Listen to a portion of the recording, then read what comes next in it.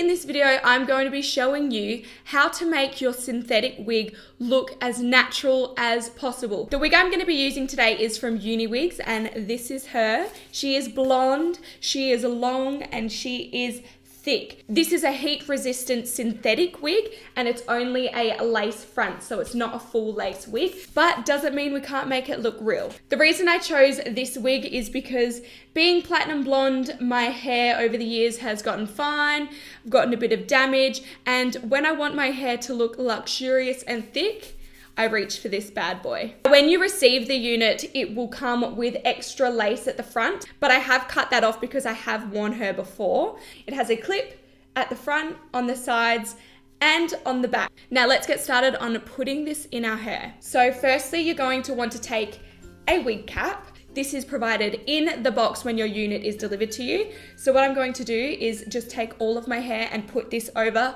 and onto my neck.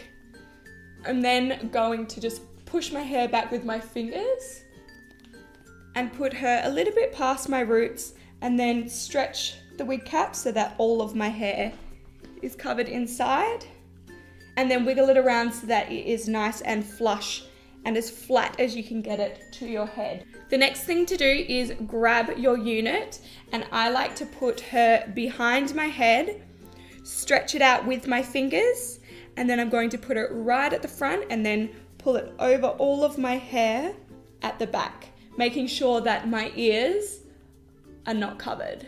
I'm then going to wiggle her around, and I'm going to leave a little bit of hair of my own at the front. And then to make it look the most realistic, I'm going to take some of my own hair out to blend it in with the wig. So I'm going to take a comb like this and just start pulling.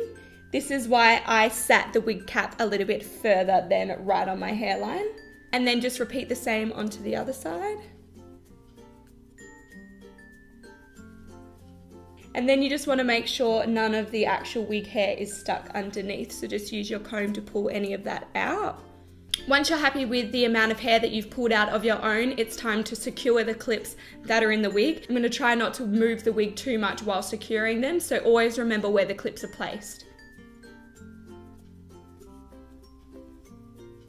Because the color of my hair is a lot lighter than the root color of the wig, I'm going to take some eyeshadow and I'm just going to color in my own hair to make it as dark as the wig color to blend that in. So in my Kat Von D Shade and Light palette, I'm just going to take this darker color here, mix it with a little bit of this light cool brown color, and then a bit of the yellow because there's still golden tones even though the brown is very ashy. So I'm just going to kind of mix them all together and whack it on my hair and see how we go.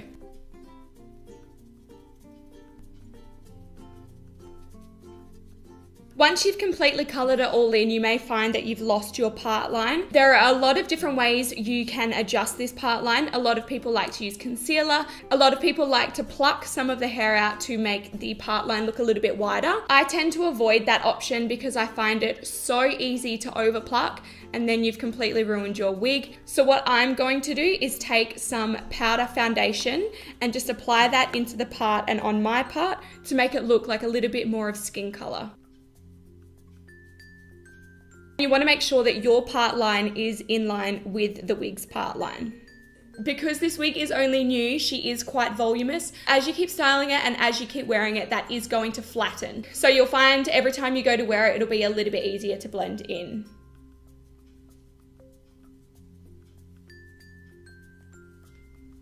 And that is my wig completely done. I can put it behind my ear and you still see my natural hair that blends in with it, which is the key tip to making your wig look super natural. I'll show you just how long she is.